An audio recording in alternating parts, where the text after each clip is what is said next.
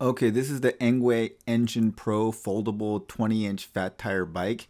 It, like all the other bikes, it was provided to me in return for my review. They don't tell me what to say. I can say whatever I want.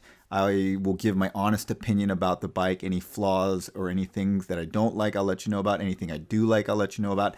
They have no control over the the video or what I say. They just want an honest review. And so that's what we're doing here. All right, so the bike comes very well packed.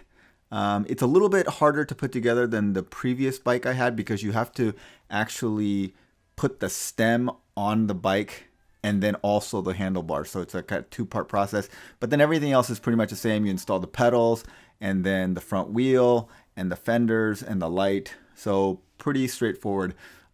Overall, I was very impressed with the build quality on this bike. Now, the look of the bike is a little bit polarizing. Some people will like the look, other people won't like the look. I personally don't mind it, but I think it's not the best looking bike. But and the welds are just on there and they haven't been sanded out, so the welds are exposed, but they look like good welds.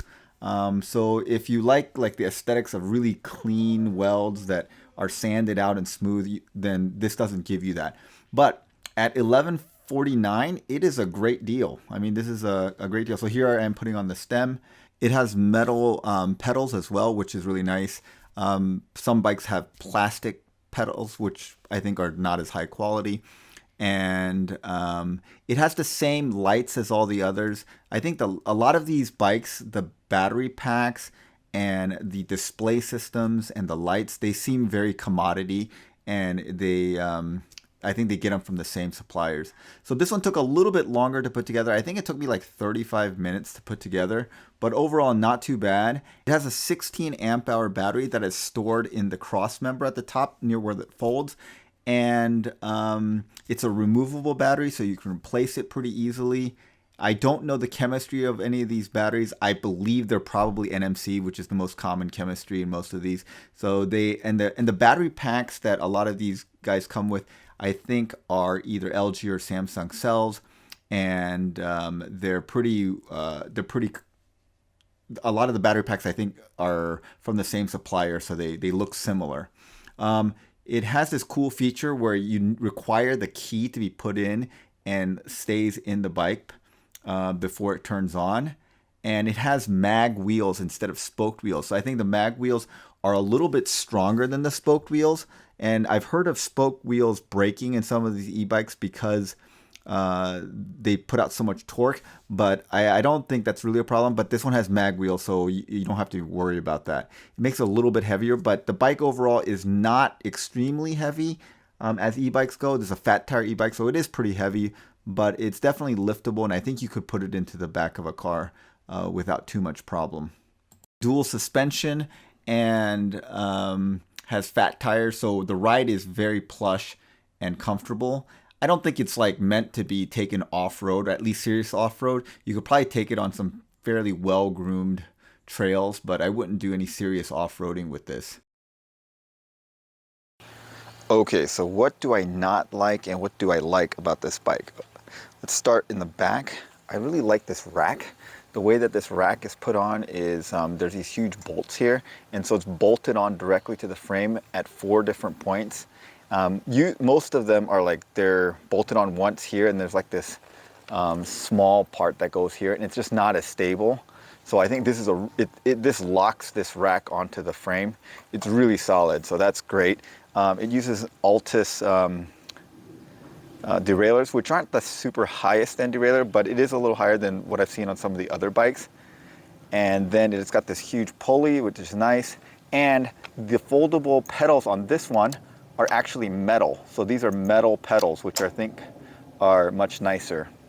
And this thing is geared high enough that you can pedal fairly comfortably at 28 miles per hour. So you can actually assist this bike while pedaling, which I really like that feature. So it's fully suspended here. There's the rear shock and the front shock here. It has metal fenders, which I don't know if I like metal or plastic fenders better, but this has metal fenders. And then this is, if you look at this bike, It's a single cross piece right here, and it folds right at this joint. It's a much easier folding, and this is one feature I really love about this bike. So it has a key here, and if you take this key out, the bike does not run. But if you put the key in, you need to put this key in, then twist it, and then it can turn on. So if you have it out, it won't turn on. So it's sort of like a motorcycle or a car in that way. And I wish this is a feature that I wish all the e-bikes have.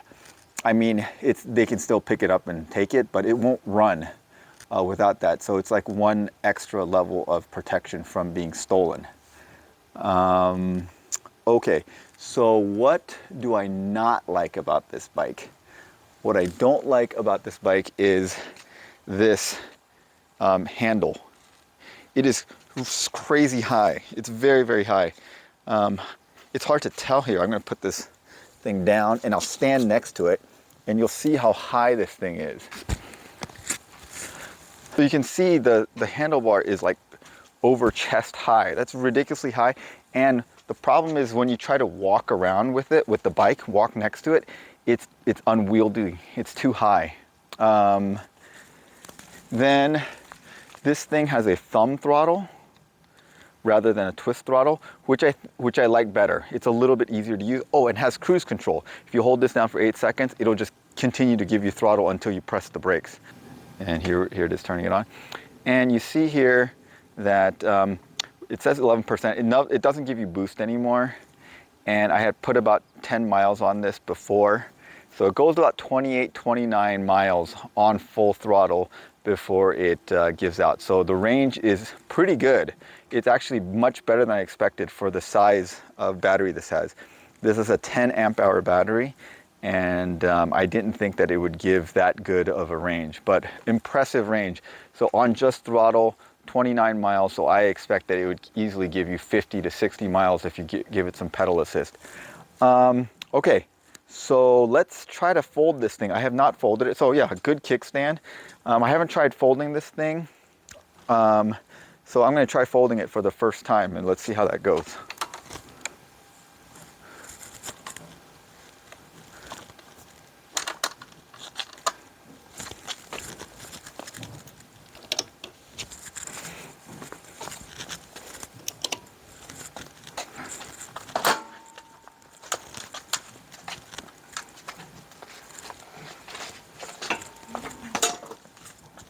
All right, so not bad actually. And let's see, how can you roll this around? Okay, no, you can't really roll this around because the pedals get in the way. So you can't, unfortunately, you can't roll it around while it's folded. But let's see, you can definitely pick it up, and I think you could put this in the trunk of a decent sized car actually. So the folding is very useful on this one. Okay, let's take it out for a spin. As you can see, it on throttle only, it'll go in the low 30s as long as you're going downhill. This is about a 2% grade, and it held about mid 20s on the flats. So that's pretty good speed.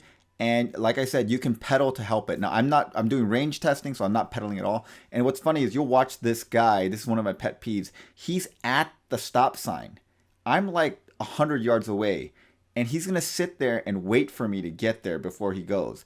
And I think it's because, look, so he's there. He could have gone, but he waits for me.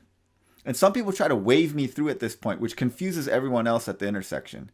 And so I'm like, why'd you wait? You could have gone. He could have been clear of the intersection before I even got there. But I think the reason that people stop is they see bicyclists blowing through stop signs. And that's a thing that a lot of bicyclists do. And some states have changed the rules so that stop signs are yield signs for bikes, which I think actually makes total sense. Here's the reason why. When you're on a bike, you're going slow enough that you can see the side coming traffic. Okay, here, let's digress here. You'll see here, I take the entire lane. And this pisses some people off because they think bikes should not take the entire lane. However, look at this thing.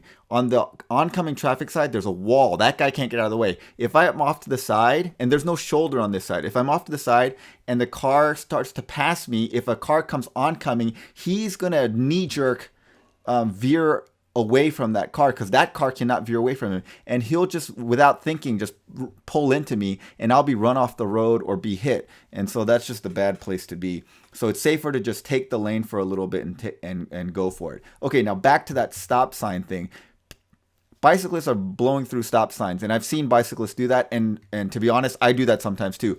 But it's because bicyclists can see whether there's oncoming traffic or not. But I'm always going to yield to a car that's there before me. So I ask all drivers, just treat bicyclists like other cars. If you're there first and you go and he hits you, look, it's going to hurt him, and he's totally at fault legally. The bicyclist is completely at fault. The bicyclist cannot blow through stop signs. That's completely illegal. And if you're there first, you're legally in the right of way. And if he hits you, he's just dumb. Like, he should not be doing that. You can't expect cars to do that. So please treat bicyclists just like cars. They should, if you're there first, just go. Don't wait for them. And especially at a busy four-way stop sign, if someone is there first and they wait for the cyclist and they try to wave them through, the other cars get a little bit upset about it and they start to go because they're confused about why the guy's not going. That makes it even more dangerous for the cyclist. So people that are trying to be helpful and wave the cyclist through, just don't do that. Just treat cyclists like cars. If the cyclist is dumb and blows through stop signs, even though you're there, he's only going to hurt himself. And I'll tell you, as a cyclist, I do not want to hit a car or get hit by a car. I'm going to be very, very careful. And every cyclist out there, even though they may not look like it, they are acutely aware that they are much smaller than a car and they do not want to get hit by a car. Okay, so here we are at night, and this is uphill. It's about a 1% grade. And you see it's maintaining 25 miles per hour up a 1% grade. It has, this bike has really good power and more range than I expected. So overall, I'm very impressed by this bike. I think the build quality is good. The welds aren't cleaned up or anything, but they don't look ugly. They're just, you can see the welds. They just haven't sanded them down and smoothed them out like some people do. And the look of it looks very utilitarian, and I don't mind the look that much, but that may put some people off. But otherwise, I think it is a well-made bike. It goes fast. The range is more than you would expect from the battery size that it has. It's very usable range. Like, if you're going to go someplace on a fat bike that's more than, 30, 40, 50 miles, I don't know why you'd do a ride longer than that on a bike like this. I think that's plenty of range for anything. I've spent a whole day doing errands and going to different places with this, and I didn't run out of batteries. And so I think that's a usable range. And as you can see on this video, the headlight isn't great, but it is good enough to see in front of you. Now, this is a well-lit part of the thing, but when it's not well-lit, the headlight does give you enough light to avoid obstacles and see enough ahead of you. And the folding works really well. And I think the price is really good at $1149. Is the current price on the website right now, and if you look down below, there's a link if you want to buy it. Again, I made this review, and I don't have to have them okay it or anything. They're gonna let me say what I want, and I genuinely think it's a good bike. The handlebar's ridiculously high. They need to make that thing, I think, a foot shorter. And I wish that it would be lighter, but I think given a fat bike, I just wish it wasn't a fat bike, basically. I think if it had just regular size wheels, it would make it a lot lighter, and it would be better, in my opinion. But I think people like these, the fat tires. It does give a plusher ride, so that's what they're going for. And it seems like e-bikes are kind of going in that direction. As a cyclist myself, I would like an e-bike that's more of a bicycle and less of a moped. But some people like the moped thing. The thumb throttle is great. I prefer it over the twist throttle. But some people might prefer the twist throttle. But overall, I'm going to give this one a thumbs up. There are some downsides to it, but they are kind of few and far between. Oh, one thing that is kind of a minor annoyance is the battery in the battery cage does move slightly, and it moves off center of the charging port. So sometimes you can't plug in the charging port. That is a little bit annoying. And in order to fix that, you have to unfold the bike and push the battery up like another maybe 2-3 millimeters so that it lines up with the hole better. I think I could fix that by putting like a little shim in there, but that is just very minor design flaw in the thing. But other than that, I like everything else about this bike. I think it has a good amount of range. I think more battery than this is probably overkill, would make it more expensive.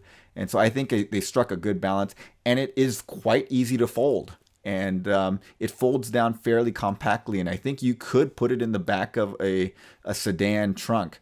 You don't necessarily need an SUV or a truck to put this thing in. So a lot of things going for it. Overall, I'm going to give it a thumbs up. All right. Let me know what you guys think and what you think is important. Some people wanted to know where are these bikes made. These bikes are all made in China, if that's important to you. There are very few bikes that are made outside of China. Even the big name brands, they're all made in China or Taiwan. And so if that's important, if that's something that you want to know. And battery is replaceable.